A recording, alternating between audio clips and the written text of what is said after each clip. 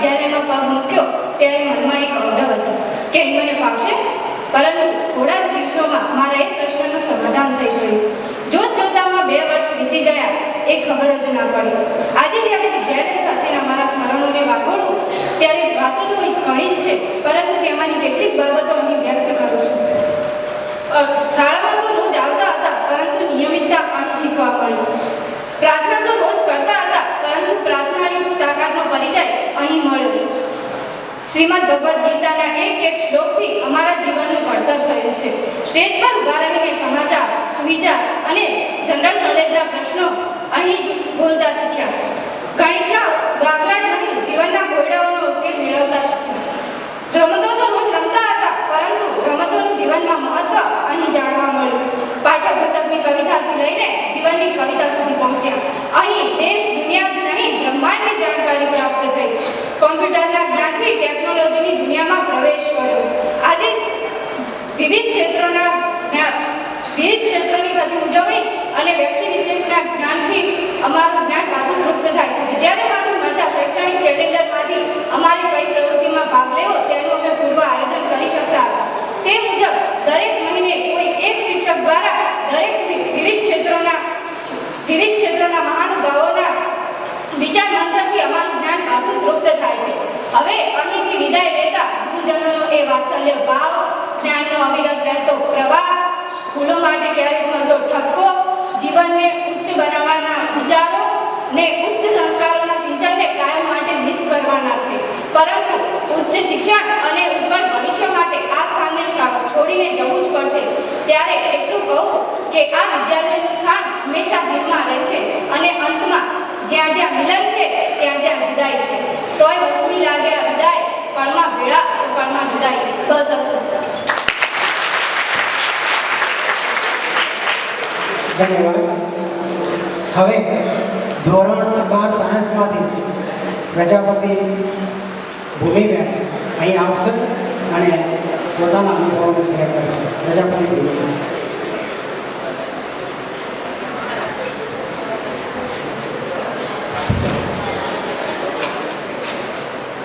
માનનીય મુખ્ય અતિથિ એવા થરા કોલેજના પૂર્વ આચાર્યશ્રી, ઊણ વિભાગ કેળવણી મંડળના સભ્યોશ્રી, માનનીય આચાર્ય સાહેબ, સર્વ આદરણીય ગુરુજનો તથા મારા પ્રિય વિદ્યાર્થી મિત્રો, આજે હું ધોરણ 12 વિજ્ઞાન પ્રવાહના વિદ્યાર્થી તરીકે આપની સમક્ષ ઊભી છું. 2 વર્ષની યાદો આંખો સમક્ષ ફરી રહી છે. જ્યારે આપણે અહીં આવ્યા હતા ત્યારે માત્ર વિદ્યાર્થી હતા. આજે અહીંથી જઈએ છીએ ત્યારે ત્યારે જીવન માટે તૈયાર બનીને જઈએ છીએ. આ શાળાએ માત્ર પાઠ્યપુસ્તકનું જ્ઞાન જ નહીં, પરંતુ જીવનનો પાઠ શીખ્યો છે. હૃદયના આંગણે જ્ઞાનના દીવા પ્રગટ્યા, સપનાઓએ પાખો મેળ્યો. હૃદયના આંગણે જ્ઞાનના દીવા પ્રગટ્યા, સપનાઓએ પાખો મેળ્યો. આ શાળા માત્ર ઇમારત જ નથી, પરંતુ અમારું ઘર બની ગયું. આ શાળા માત્ર ઇમારત જ નથી, પરંતુ અમારું ઘર બની ગયું. આચાર્ય સાહેબ, આપના માર્ગદર્શન અને દ્રઢ નેતૃત્વ વગર આ સફર શક્ય બની શકે ન હોત. આપના શબ્દોએ દિશા બતાવી અને આપના વિચારોએ પ્રકાશ પાડ્યો. પગલા ધરતી પર રાખીને ઊંચે ઉડતા શીખ્યા. ફિઝિક્સે ગતિ, શક્તિ અને બ્રહ્માંડના નિયમો સમજાવ્યા. દરેક સૂત્રે શીખ્યું કે જીવનમાં સંતુલન અને દિશા પણ જરૂરી છે. આ પાઠોથી વિચારવાની ગતિ અને સપનાઓને ઊંચી ઉડાડી. કેમિસ્ટ્રીએ તત્વો અને સંયોજનો સાથે જીવનના સંબંધો સમજાવ્યા. પ્રતિક્રિયામાંથી શીખ્યા કે બદલાવથી જ નવી રચના પ્રાપ્ત થાય છે. ગણિતે તર્ક, અનુશાસન અને સમસ્યાઓના ઉકેલની રીતો શીખવી. દરેક સમીકરણે બતાવ્યું કે એક પગલું આગળ વધવાથી જ યોગ્ય ઉકેલ મળી શકે છે. આ પાઠોથી જીવનના હિસાબો સરળ લાગ્યા. બાયોલોજીએ તો જીવનનો અદ્ભુત ચમત્કાર બતાવ્યો. જેમ કોષોના સંગઠનથી શરીર બને છે, તેમ યોગ્ય સુવિચારોના સંગઠનથી વ્યક્તિત્વ બને છે. પ્રકૃતિ સાથે જીવવાનું ને જીવનની દરેક પરિસ્થિતિમાં અનુકૂળ સાધનો શીખ્યા. સંસ્કૃતે મૂલ્યો, સંસ્કારો અને પરંપરાઓનું જ્ઞાન આપ્યું. દરેક શ્લોકમાં જીવનનું જ્ઞાન અને શાંતિનો સંદેશ.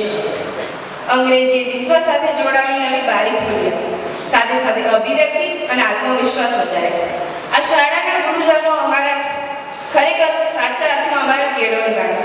આથી હું દરેક ગુરુજનોનો હૃદયપૂર્વક આભાર માનું છું.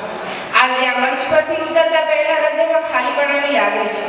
આ 2 વર્ષ સમયના હિસાબે નાના હશે, પરંતુ તેમાં બનાવેલી યાદો જીવનભર સાથ આપશે. આ વર્ગખંડ, આ કોરિડોર, આ પ્રાર્થના ખંડ, આ બેલનો અવાજ હવે જીવનનો ભાગ નહીં, પરંતુ હૃદયના ખૂણામાં સચવાયેલું રહેશે. માનનીય મુખ્ય અતિથિ, સર્વ આદરણીય મહેમાનોનો હું હૃદયપૂર્વક આભાર માનીશ કે આપના વ્યસ્ત સમયમાંથી અમારા માટે વિશેષ સમય કાઢી આપ અહીં ઉપસ્થિત રહ્યા અને અમારા માટે પ્રેરણા સ્ત્રોત બન્યા. અંતમાં હું એટલું કહીશ, સ્મૃતિઓની થેલી ભરીને જઈએ છીએ આપના આશીર્વાદોની છાયણીમાં આગળ વધવાના સપના સાથે આજે વિદાય લઈએ છીએ. આભાર આ સંસ્થાનો, દરેક ગુરુજનોનો, અમારા માતા પિતાનો અને દરેક સહપાઠીનો. આપ સૌએ અમને જે પ્રેમ, માર્ગદર્શન અને આશીર્વાદ આપ્યા છે તે બદલ અમે આ સંસ્થાને ઋણી રહીશું. અંતમાં એક કવિતા દ્વારા મારા વાણીને વિરામ આપીશ. જ્યાં વીણાવાદીની વસનારી, પ્રાર્થનાના સુરે શોધનારી, પ્રેરણાના પિયુષ પાડનારી એવી શાળા છે સુંદર અમારી. વિવેકના વાવેતર કરનારી, શિસ્તથી લાગે છે ન્યારી, થતી પ્રવૃત્તિ એક ધારી એવી શાળા છે સુંદર અમારી. સંસ્કારના સિંચન કરનારી, જ્ઞાન વિજ્ઞાનમાં દપનારી, અજ્ઞાન નિમિત્તે હરનારી, ભગવદ્ ગીતાનું રસપાન કરાવનારી એવી શાળા છે સુંદર અમારી. એવી શાળા છે સુંદર અમારી. અસ્તુ જય જય. ખૂબ ખૂબ ધન્યવાદ.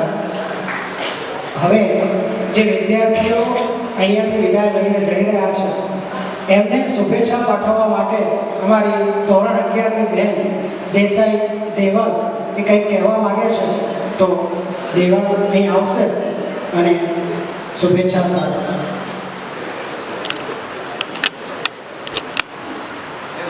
આમંત્રિત મહેમાનશ્રીઓ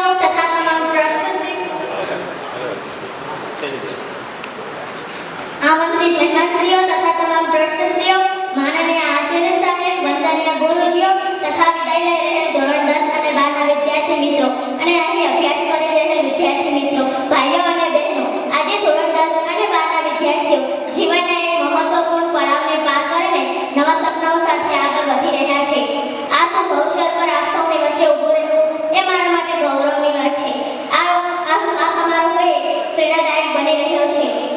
આજે તમે શાળા જીવનનું એક મહત્વપૂર્ણ અધ્યયનને પૂર્ણ કરીને નવા સપનાઓ સાથે આગળ વધી રહ્યા છો. અહીંથી મેળવેલું જ્ઞાન, સારા સંસ્કાર અને માર્ગદર્શન તમને આ જીવન યાત્રામાં યોગ્ય દિશા આપશે. માટે હું કહેવા માંગુ છું કે આજે વિદાય લો છો શાળા આગળથી, કાલે ઓળખ બનશે તમારી મહેનતથી, પ્રિય ભાઈઓ અને બહેનો, તમે અમારા માટે માત્ર વરિષ્ઠ નહીં પરંતુ અમારા માર્ગદર્શક પણ રહ્યા છો.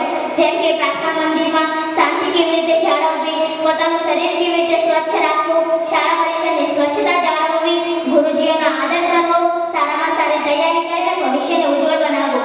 અમે તમારી પાસેથી એ પણ શીખ્યા છીએ કે સફળતા એ માત્ર ગુણોમાં નહીં પરંતુ સારા સંસ્કાર, શિસ્ત અને આત્મવિશ્વાસમાં છે. આજે હું આ ક્ષણેથી વક્તવ્ય આપી રહી છું આપ સૌની વચ્ચે, તેના પરથી આપને ખ્યાલ આવી શકશે કે નાના હોય કે મોટા સર્વેનો કેટલો સાથ સહકાર મળેલ છે. આટલા મોટા કાર્યક્રમમાં બોલવું એ મારા માટે આપ સૌની લાગણી અને ગૌરવનું ક્ષણ છે.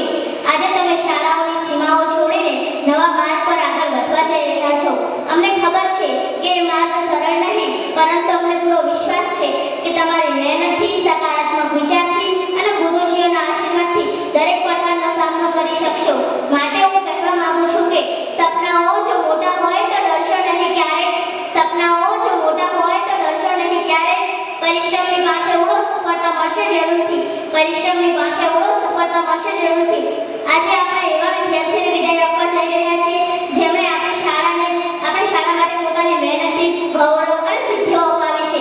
અંતમાં હું તમામ વિદ્યાર્થીઓ તરફથી આપના ઉજ્જવળ ભવિષ્ય માટે આપ જ્યાં જાઓ તે શાળા પર ગૌરવ અનુભવે, આપના બધા જ સપનાઓ સાકાર થાય. અંતે સર્વ વિદ્યાર્થીઓ તરફથી ફરીથી હું આપના ઉજ્જવળ ભવિષ્ય માટે હૃદયથી શુભેચ્છા પાઠવું છું. બસ અસ્તુ. જય હિન્દ, જય ભારત. ખૂબ ખૂબ આભાર બેન. હવે ગુરુજનોમાંથી બાબુભાઈને વિનંતી કરું કે સાહેબ આવો અને વિદ્યાર્થીઓને શુભેચ્છા આપો. બાબુભાઈ જોશી.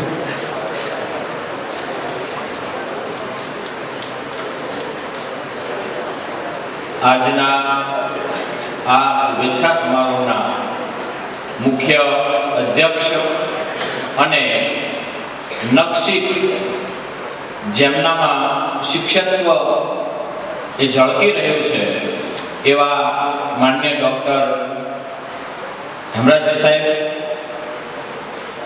આપણા તમામ ટ્રસ્ટીશ્રીઓ, આચાર્યશ્રી, તમામ સ્ટાફ મિત્રો, વિદ્યાર્થીઓ, ભાઈઓ અને બહેનો,